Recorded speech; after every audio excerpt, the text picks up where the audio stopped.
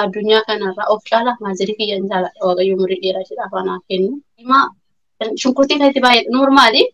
Indaanqoo abbaan manaa kiyya akka rifatee na jalaa hin banne indaanqoo jennaan indaanqoo tokko kuma galee. Namni bichuu wal baafatee yeroodhaaf walii dhaabata. Anu arjaa akka keenaa garree garaan koosuma yaadata. Ani waggaa 13 ta'ee talayyaadha kanan dabadabam siriis ani raaffanne yeroo sanii kaasee namatti dhiyaatu dhiiraan sodaadha. Dhiironni baay'ee dammoo natti dhiyaatan akka fokkiftoota ta'etti suma dhugaa jiru jechuudha. Innaa obboleeriyaan koo tokko maal laan jetti abbeetti carraa dhiiraa qabdaa giseenaan jettutu jira.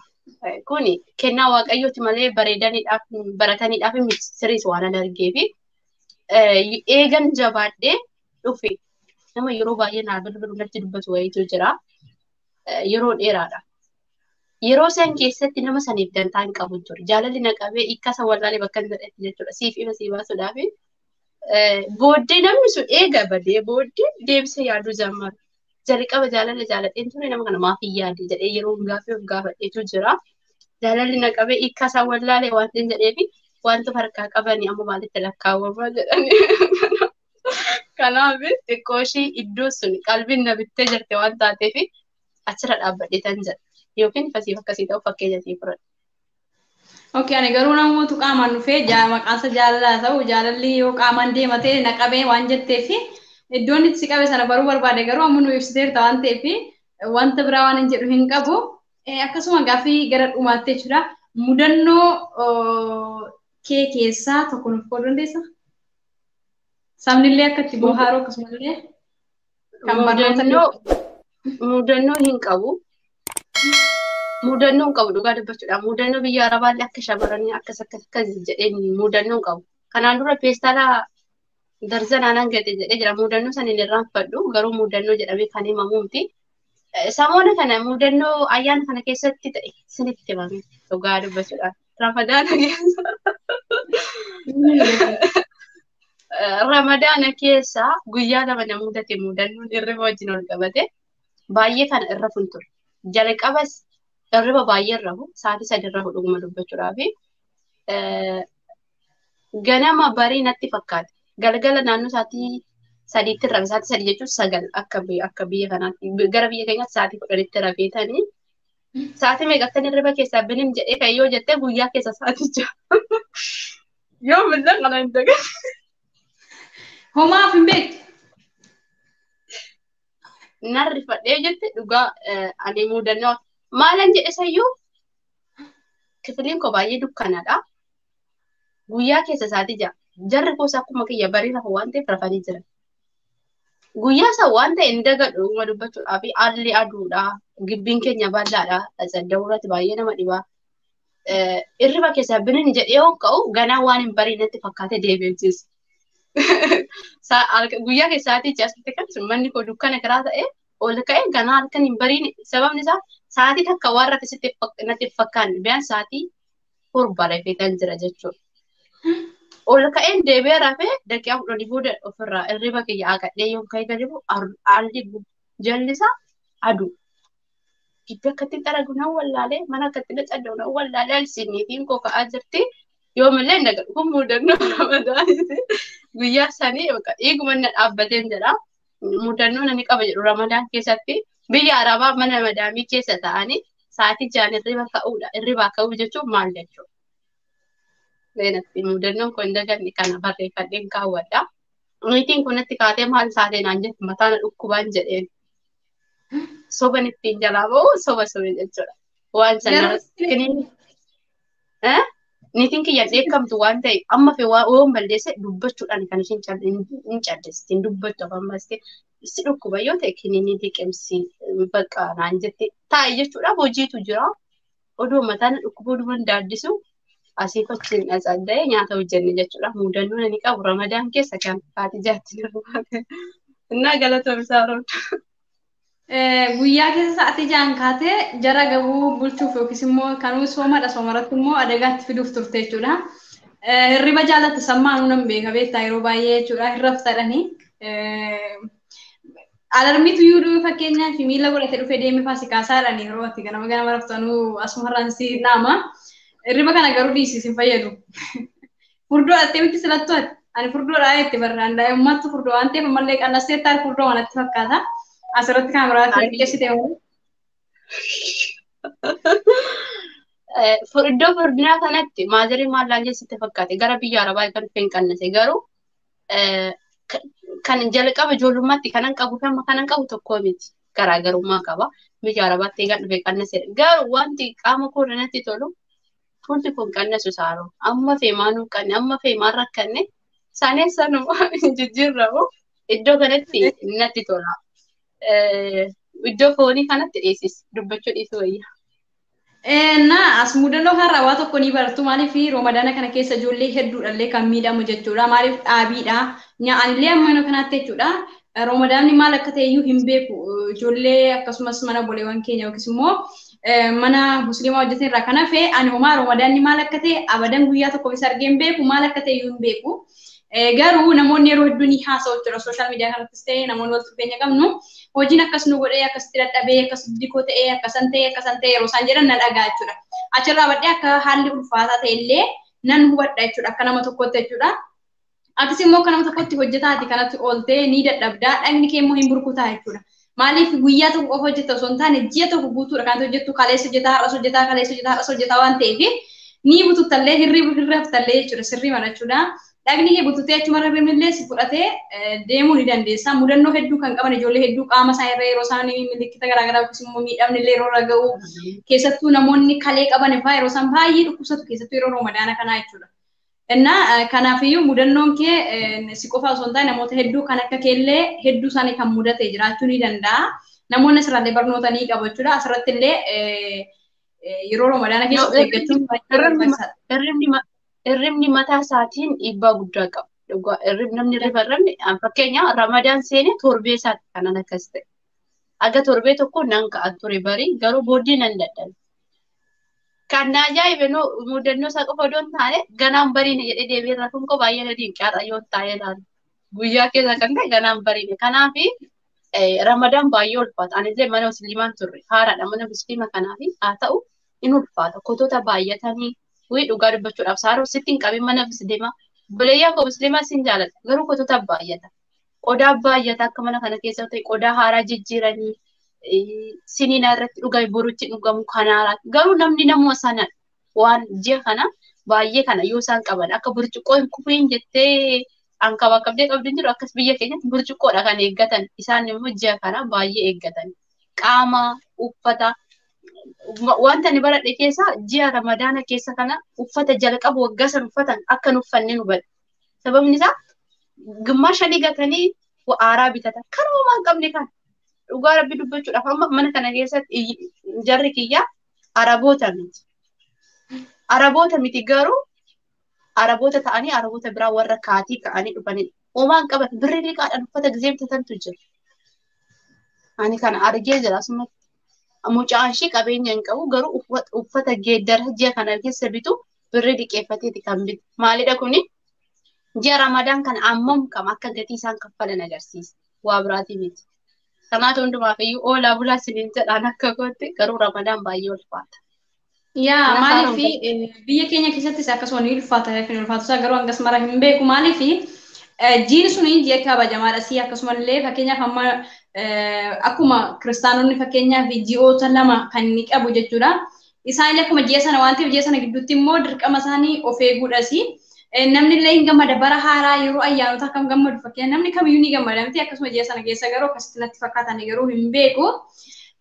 Yeroo sana keessatti eegaa nyaanni gosa gosaan qophaa'aa waan ta'eef baay'ee seetii ni ulfaata.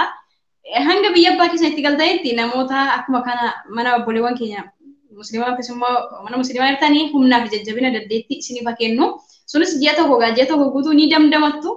Sana booddee baay'inaattu garuu akka oroo raftanii keessan badinaa addunyaa kanarraa maal baay'ee jaallatta akkasumas nama keessaa tokko nyaata keessaa tokko. Addunyaa kanarraa maal baay'ee jaallatta? Gaaffii koo waan itti fakkaate kun. Addunyaa kanarraa wanti nan baay'ee jaalladhu maali? Waan kana addunyaa kanarra hojjedha jedhee adda baasee hin beeku agaarratti. Eeshi nama keessa tokko nyaata keessa tokko. Maazerii koo baay'een jaaladha addunyaa kanarra. Hoggaa aarsaa guddaa nutti kaffaltee nu guddise. Waaqayyo umurii dheeraa hidhaaf haa kennu. Kaleessa keenya yeroo ijoollummaa duubatti deebi'ee yoo yaadu ani har'a maal hojjechaa jira yookiin ishiidha maalan godhaa jira yoo jedhee ilaalee duwwaadha dhugumatti jechuudha. Biyyaa eegan bahe fakkeenyaan waggaa 5 keessa jira amma sagaleen ol godhu maaloo abbee koo kottu gali si ga'anaan jetti. Garuu kan ishee yeroo ijoollummaatti taatee nu guddiste faazeriin koo jabaa ta'eet ishee fuudhee intalli abbaa qabeenyaa turte maazeriin jirtudha. Akka gaxarii sanii akka baadiyyaa keenyatti namoonni baay'ee nama sha'awwan nama ishee wajjin jiraachuu barbaadanidha. Akkanammoo hubadhee laayivii amma keessa jiru keessatti yoo ilaalu maazeriin kiyya baay'ee ol ture maazerii. Yeroo sana anaaf hangafa kiyya kana qabdi quxisuu koo qabdi nama 3. Biraanee maal jala teessa baay'ee nama kana jalaa jedhanii maal ishoo jedha maal jettiste bakka isaaroo ijoollee koo moo kana caalanii ijoollee koo jedha. Ofii ishee dabarsitee eenyummaa ishee kan nuu kennite nu guddistedha. Kanaafi addunyaa kanarraa of caalaa maazerii kiyya hin jaaladha waaqayyo umurii dheeraa isheedhaaf anaa kennu. Hin dagadhu jechuudha ishee kana. Maaliif jabduu waan ta'eef nan beeka jechuudha yeroo sana. Maazeriin umurii isaa nuuf haa dheeressu sababiin isaayyuu haadha jechuun du'atti of laattee siinsi fiddi addunyaa kanarra jechuudha. Sababiin isaayyuu abbaadha acharratti du'e nagarre garuu abbaa waraanarratti du'e argineerra. Haadha garuu dhalarratti duute meeqatama hedduutu jira. Hanga guyyaa irratti illee jechuudha hospitaalota garaagaraa yoo deemte haadhatu dhala osoo godhattu boqotti malee abbaan osoo dhalchuu boqote hin jiru hanga yoona kanaatti jechuudha yoo dhuguma dubbanne jechuudha. Maaliif lubbuu ishee laatteetu jechuudha kan isheen nu deessu. Baay'een keenya garuu mi'a haadha kan beeknu kan hin beekne jiraachuu dandeenya. Garuu kan akka haadhaa waaqa gaditti aarsaa sitti kaffalu hin jiru jechuudha. Hangami yoo taate haati kee singattullee sirraallee hin deemtu jechuudha. Utuma hangamsi jibbiteellee garaan kee ishee siif rarraafamasi osoo si deessu osoo boqotteetteellee si laatteetu of laatteetu jechuudha. Umurii nuuf haa dheeressu. Akkasumas illee warroonni haadhallee hin qabne asumarraani waaqayyo boqonnaa isaaniif haa kennu wanta biraa hin jedhutti ni dhagahama ka sababa kana jechuudha. Umurii isaanii siifillee haa dheeressu nuufillee haa jiraatan isin jedha ishee dabalatee immoo as keessatti ofirraa haadha koon jaaladhaa jette maas oola haa tofan jaaladhaa jetteetta yeroo baay'ee isin dubbata. Sabaa miti dhugumatti gatiin kun jalqaba hin beeku amman bare malee. Eegan baratee eegan eenyummaa kiyya bare dhuguma aarsaan akkamii akka jiru kaanii miti gaa'ilatti seenuudhaan dura yookiin jaalallee keessatti aarsaan akkamii akka kaffalamu dhugumaan haadha koorraa baradhee jira. Kanaaf jechuun alaalumatti waan kamiyyuu in sodaadha yookiin hubadheera wanti kun hin jira waan kana oduu akka ishiitti muudannoon kun na mudate dandeenyaan baadha gaaffiidhaan. Kanaaf sobaa miti dhuguma dubbachuudha. Waan jiru buru nagarta. Tole galatoomii gaaffii kan biraa achuma keessatti kan hammatame nyaata keessa nama keessaa haadha koon jaaladha addunyaa kanarratti wanti hanga haadha jaalatan addunyaa kana jiran itti fakkaatu tarii namoonni tokko haala qabeenya ilaalee nan jaaladha jechuu danda'u yookiin immoo abbaa manaa jaalachuu danda'u yookiin haadha jaalachuu danda'u garuu irra caalaa isaa wanti hanga haadhaa geessu hin jiru kan akka haadha ofii jaalatanis immoo addunyaa kana hin jiru jedhee gabaabsa. Namootuma hundumaati jechuudha beeksisa bira yoo dhaqxe jechuudha miti haadha isaanii jaallatu. Nama daandiirra galu yoo jiraate mee fakkeenyaaf osoo haati isaaniillee qabustee yookiis immoo sammuu dhabde daandiirra illee haadha ofii jaallatan. Kanaafiyyuu deebii keedhaa fi guddaa galatoomii maaliif haadha ofii namaa ga'u hin jiru. Nyaata keessaa maal jaallatta? Nyaata keessaa hojjechuullee nyaachuullee kan hin jaalladhu amma waxii diimaadha ijoollee. Waxii diimaa. Daabboo difoo baay'een jaalladha. Daabboo difoo baay'een jaalladha. Daabboo difoo karaa nyaadhe akka difoo dikoo furdee kanatti fakkaate. Indaanqoo diimaa shunkurtii kan itti baay'ee normaali. Indaanqoo abbaan manaa kiyya akka rifatee na jalaa hin banne. Indaanqoo jennaan indaanqoon tokko kuma galee. Eessaa fidee ishiin qallabaa akka jedhee rifanne jechuudha akka carraa abbaan manaa koo yoo dhaga'e. Nyaata keessaa nyaanni baay'ee jaalladha. Waxii diimaa ta'e diimaa isaa jechuudha. Qolleetiin kan bareedu kan gubate iddoo hin taane foon darbee keessa kan jiru. Daldalli kan jedhasaa baay'een jaalladha. Waxii diimaa indaanqoo bakka waxii indaanqoo jedhee qabadhu garuu nuuroo waddade waan ta'e waxii diimaatti jijjiirran hojjechuu isaallee nyaachuu isaallee.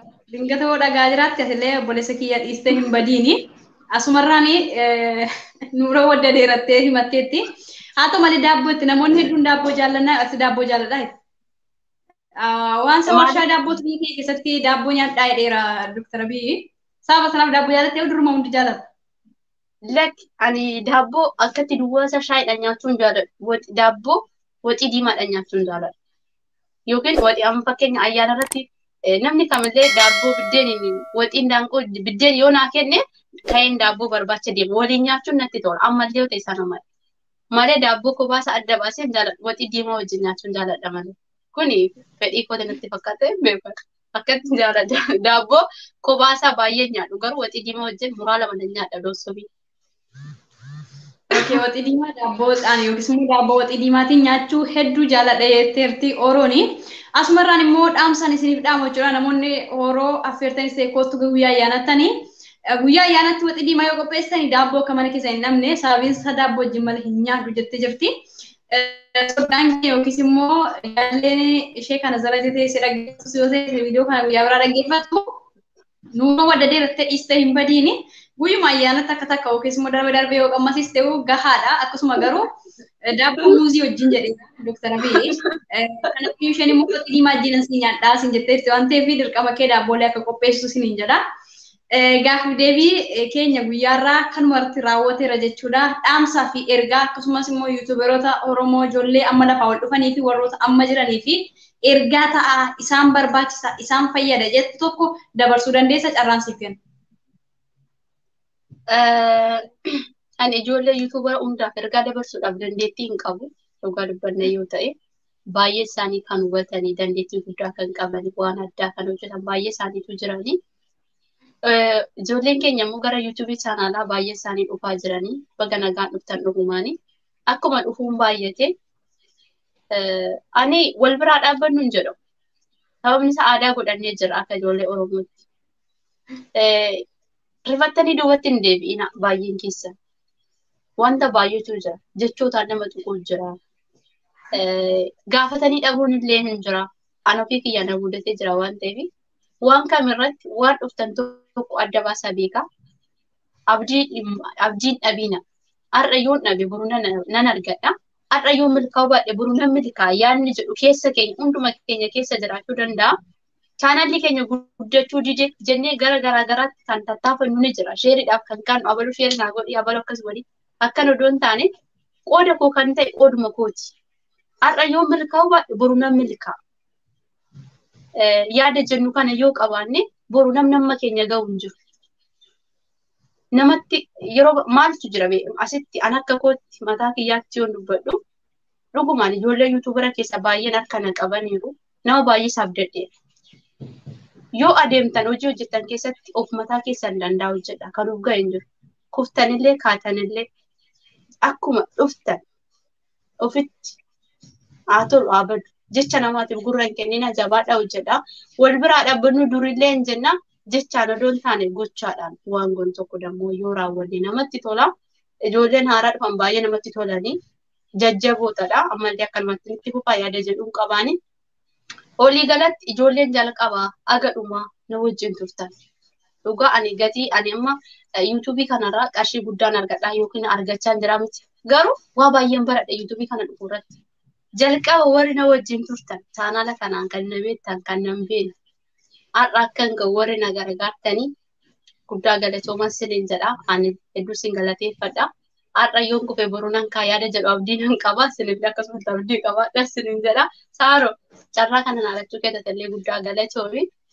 Dhugumatti gaafan jalqaba dhufe torbee odoon guutinin ija sirratti banadhe iddoo guddaa sii qaban dhugumatti ijoollee baay'ee ijoollee 3-4-5 jalqaba akka dhufuun kanan baradhe dhugumaan ammallee yoo ta'e qilleensa adda nu fageessuu danda'a. Walumaa galatti viidiyoo keetiif oduu taane sumaafi har'allee akkuma lagarre borullee guddannee akka lagarru abdiin qaba. Jabduudha jabaadhu itti fufee chaanaalli kee namatti tola. Milkaa'isiin jedha kan macaalaa obboleettii koo guddaa galatoomii carraa kana naallachuu keetiif turtii na wajjin taasistee falfaadhatallee siin jedha. Kana caala ganna darbadhu. Tole ergaa isiniif dabarsitee jirte jechuudha. Hundumti keessanii gurra banattanii yoo hubattanii maal jette yookiin immoo maal dubbatte ta'e bira osoo hin dabarree gurra keessatti geessanii gara ergaatti yoo eeggattan isuma fayyada ana fayyada jechuudha. Ergaa nu dabarseerti ergaa gurguddaadha dhugaa yoo dubbanne maaliif keessattuu gara chaayinaala kana gaafa dhufnu namoonni amma jirus ta'e namoonni asii ol dhufnu namoota gurguddaa bira deemne sheer nuufa godhani sheer isii godhee nam tokko sabskiraayib 1,000 miti 100 guyyaatti argatu. Garuu hin hojjettu abdii kutataa lallaafaa yoo ta'e milkaa'uu hin dandeessu. Qooda kee kan ka'e immoo akkuma Oroon jette jechuudha. Kanuma keete jechuudha. Hin guddatta yoo ta'e hojjette hojii kee fi dandeettii keetti guddisa malee sababa Oroon sheernaa gooteef yookiis immoo namni biraa sheernaa godhee fi ani hin guddadhu jechuudha. Asirratti jechuudha. Jabaannee hojjechuu wantoota babbareedaa dhalootaaf yoo qoonne dirqama keenya guddachuu waanuma jiru jechuudha. Jechoonni garaagaraallee ni jiru. Maaliif mudannoon asirratti nama mudatu jechuudha. Nama wajjin jecha wal dhabuun jira. Haasaa keessa ta'uu danda'a. Gaafattee akkuma Oroon jettee dhabuu dandeessa. Fakkeenyaaf ammanii natti himi jedhee nama tokko yoo dhaqee namni sun natti himuu dhiisuu danda'a yookiin immoo haala dhabuu danda'a. Yeroo sanallee jedhamti obsi ni barbaachisallee sana keessatti illee jedhamti obsaniitu adeemsa keessa barachuu irratti abdii horachuun baay'ee barbaachisaadha. Wal jabeessuuf, wal tumsuu, wal bukkee dhaabachuun immoo oduudhaan osoo hin taane jechuudha. Maaliin gochaatiin yoo hojjenne agarsiifne baay'ee bareedaadha. Isiniin jechuu barbaada. Asumarraan Oroon egaa akka ammaa kana haalli jechuu dhiise osoo hin taane yeroo laayivii seenuudhaan namni yeroo jalqabaa ija jabinaan viidiyoo ba'aa turte jechuudha. Hundi keessan ni beektu. Namni hin beekne tokkoon keessan hin jirtan. Namoota reefii gara YouTube dhufan yoo ta'e namoonni gad deemtanii waxxanii viidiyoo ishee daawwattan muluun viidiyoo ishee jalqabaa hanga dhumaatti viidiyoodha malee laayivii akka ammaa kana callama waraabdee hin jirtu jechuudha. Kan callama waraabaa ture nuyi jechuudha. Namni jajjabinaan viidiyoo baatee quccettee filafiitii ijoollee sa'aatii 5 jaateessee ijoollee jajjabinaan barsiisaa fi akkasumas immoo jajjabeessaa kan turte Oroodha jechuudha. Kanaafiyyuu nama kanas akka jabeessee ooyee. Galatoomi rakkoo hin qabu. Iddoo YouTube kanaatti dhugaa ani jalqaba yoo dhufu ani gidduutti hin bade. Amma viidiyoo ilaalu baay'ee sodaadha. Dhuguma jechuudha. Viidiyoo dandeenye waraabu. Normaalii qalbiin illee na baddi jechuudha. Asitti daqiiqaa amma fakkeenya ragaa jedhanii soobira jirtu waan taatee teesse. Niitiin kolleen teessu viidiyoo tokko waraabuudha gisee 3-4 itti deebi'a. Maaliif ani maaf kana ta'e jedhee mataan na dhukkuba dubbachuu. Innaa dura baay'ee kanan kaadhamu abdii intini jedhee jira. Har'a yoo niise boruu hin ta'a. Wanti kun rakkoo hin qabu. Ijoolleen keenya jabaadha. Dhugumatti harka walii qabna jenna walii qabna. Gin YouTube irra kana ijoollee dhiifama naa godha. Gandummaadhaan hin deemina warra walitti dhufeenya qabu. Warri na jaalattan illee warri na jibbitan illee saaroon yoo na jaalatte ani milkaa'u saaroon yoo na jibbite ani milkaa'u dhiisu. Kan koo kanuma kooti kan saaroon kanuma saaroon. Kallattii kaminaa dhufu karaa badisaa karaa tolinaa. Garuu akka walitti dhufeenyaatti ani ijoollee baay'ee maatii koo kanan godhadhe kanan itti dhabu. Keessi koo baay'ee kanatti gammadu baay'ee jira. Garuu gandummaa qabu. Kun dhugaa jirtudha. Lammaffaa YouTube kanarra maaltu jira? Isa xiqqaa gara gadii jiru namni mana isaatti goree ilaalu hin jiru. Namni yaada gaarii qooduuf hin jiru. Namni yaada dhugaa jiru kennu hin jiru. Garuu jabaa kan jedhu kumaatama jira. Inni jabaa suni akkamitti iddoo jabinaa ga'e anaaf gaaffii. Isuma xiqqaa santu jabeessa. Kanaaf nama guddaa irratti illee odoo hin taane YouTube kanarratti hojjechuu kan qabu isa xiqqaa lafa keessa jirullee. Isa wallaalallee yoo ta'e iddoo beekaa san iddoo jabaa saniin ga'uu dandeenya. Hundumti keessan duubatti deebi'a ilaala'u. Ana dabalee sin dabalatee isa kam isa jabaa jennee akkuma faarsin isa xiqqaallee koottu akkas godhu. Koottu kana raawwadhu. Namoota muraasa namni kana raawwachaa jirru anillee irri namataa kun qaba saaroon illee irri namataa ishee qabdi kanaaf harka walaa qabannu kaleessa jechaa turre har'a hin jiru. Of ilaala anillee of ilaala. Galatoomii saaroon. Tolee guddaa galatoomee kanaafiyyuu dhaamsa kanarra hojii irratti warra oolchuu warra wal jajjabeessu nu haa taasisu. Sagantaan keenya guyyaa har'aa kanarratti raawwatee jira jechuudha. Yoo isin tole immoo like, subscribe, share godha akkasumas immoo Oro TV 44 dhaa fi namoonni haaraa ta'an immoo subscribe gootu description jala ni argattu akkasumas immoo jalqaba comment irratti ni argattu. Yaadaa fi gaaffii qabdan akkasumas immoo komee qabdan illee comment irratti barreeffachuu ni dandeessu. Komiin yoo jiraate viidiyoo lammaffaa isin hojjenna. Ana kan jedhu komii haa barreessu. Injiru maali viidiyoo walii dhaggeeffannee yoo komii kaasnedha. Garuu anuma dabalatee anillee komii kaasu bara. Akkana yoon jedhe kana naan jetti yookiin immoo kana naan jetti kanatti na fudhatti jenna waan ta'eef kanaaf warri sagalee kana jalqabaa gadhumaa dhaggeeffatan komii kaafadhaa viidiyoo biraas ni hojjenna. Saaroon galatoomii ani gadi bu'ee jira. Tole. Guddaa galatoomii atilee hanga kana waan wajjin turtee fi hedduu si galateeffadha. Galatoomi sin jedha dhugaadha. Akkasumas hordoftoonni illee guddaa galatooma hanga ammaatti wajjin kan turtanii hundumti keessanii turtii gaarii isiniif haa ta'u.